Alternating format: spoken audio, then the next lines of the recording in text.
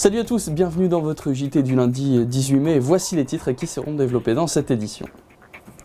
Ce week-end, le programme était surtout axé autour de la culture et du sport, avec tout d'abord des tournois sportifs solidaires, l'USG Squash et les Huttes Basket Solidarité qui ont récolté des fonds pour lutter contre la maladie et le handicap.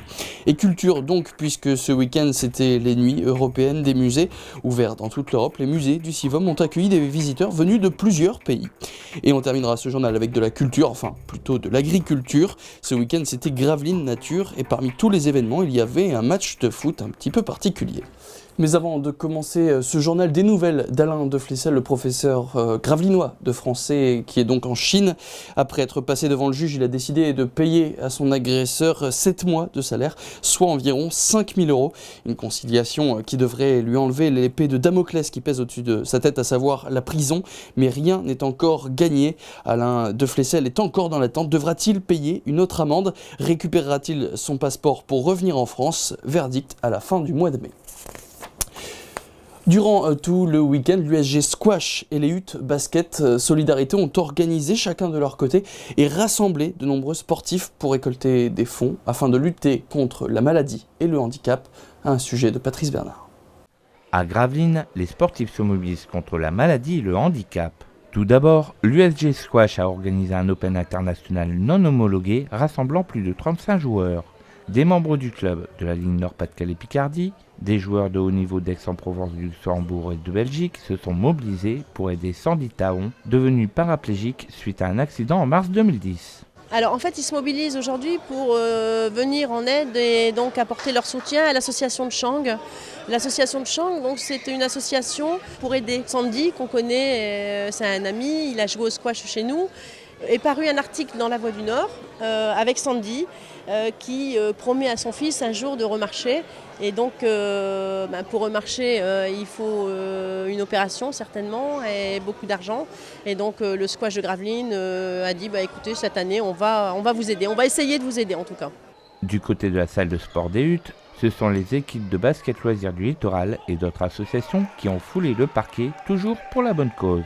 Alors aujourd'hui nous avons 8 équipes de la Côte d'Opale qui se mobilisent pour la lutte contre la sclérose en plaques lors de ce Challenge Basket Solidarité.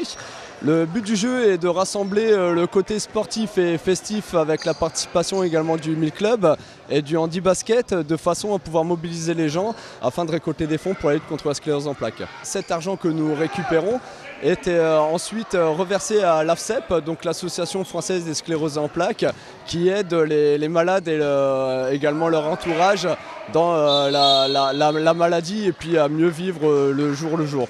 En ce qui concerne les fonds récoltés lors de ces événements, il faut attendre la fin de semaine pour connaître leur montant. Prenez une soirée des musées et l'Europe et vous obtenez la nuit européenne des musées. Une ouverture exceptionnelle le temps d'une soirée afin d'inciter les nouveaux publics et notamment le public familial et jeune à pousser les portes de différents musées. Ce samedi, le public a eu l'occasion de découvrir et de participer à divers événements, notamment au musée de l'Estampe de Gravelines mais aussi au SIAC de Bourbourg. Patrice Bernard. Elle pianote, son profil sur mon cœur. Son pseudo c'est Charlotte, toute seule j'ai tout cœur. La nuit des musées, c'est souvent des animations et des concerts en soirée, mais pas seulement. C'est aussi des événements en journée. À Gravelines, le musée de l'Estampe a gratuitement ouvert ses portes au public, avec un atelier permettant de s'initier à l'estampe, que l'on soit petit ou grand. Jamais fait méthode comme ça. Et il y a tout ce qu'il faut pour faire ça. Les professeurs, les couleurs, tout est là. Et travailler ensemble avec plusieurs personnes, c'est aussi intéressant pour moi. L'estampe, je ne connaissais pas et c'était pour leur montrer différentes techniques, des couleurs. Ça les plonge un peu dans la pratique de la peinture et puis ça peut leur donner des petites envies, je sais pas, de découvrir des talents, leurs propres talents. À Bourbourg, le SIAC, l'église Saint-Jean-Baptiste, l'association Part de Mémoire à la médiathèque ont également participé à l'événement. Mais c'est la visite de la prison de Bourbourg qui a le plus impressionné les visiteurs. On ne connaît pas en Belgique, donc c'est pour ça qu'on est venu. C'est pas amusant d'être là, je pense. Et je pense que c'était une sorte d'hôpital psychiatrique plutôt qu'une prison, parce que tu deviens fou là-dedans, certainement. Quand on a découvert qu'il y avait justement la journée du musée, puis qu'on a vu la prison, on s'est dit il faut absolument visiter la prison. J'aimerais pas être à la place de ceux qui étaient en bas. Ça, je pense que je serais devenue complètement folle. Mais c'est vraiment, vraiment impressionnant et c'est empli d'histoire. La nuit des musées a été l'occasion pour la prison de Bourbourg d'inaugurer une nouveauté. Dorénavant, la prison met à disposition des visiteurs un document présentant la traduction des inscriptions des prisonniers allemands inscrites dans les cachots. Ce dimanche, la municipalité de Gravelines, en partenariat avec Ecozone et de nombreuses structures de la ville, a organisé Gravelines Nature, un événement annuel pour promouvoir donc la nature et la biodiversité locale. Et parmi les animations proposées, le public venu nombreux a pu assister à un match de football un peu particulier, celui de chiens affrontant les enfants du public, une activité plutôt insolite qu'on vous laisse découvrir dans ce reportage signé Patrice Bernard. Un ballon de football, un terrain, un but, 12 enfants qui affrontent une douzaine de chiens, nous voilà à un match de foot dog, une activité émergente qui a été présentée lors de Gravelines Nature. Le foot dog, c'est une activité qui se pratique, mais qui demande vraiment une gestion des animaux, surtout qu'en fait, c'est 12 chiens qui travaillent ensemble. Ça veut dire qu'il faut vraiment un éducateur, un maître au-dessus, un chef, on va dire, pour qu'il n'y ait pas d'accident et que ça se passe bien. Mais par contre, c'est vraiment passionnant. Les enfants adorent ça. Et les adultes le font également. L'habilité des chiens surprend souvent les gens qui jouent au foot.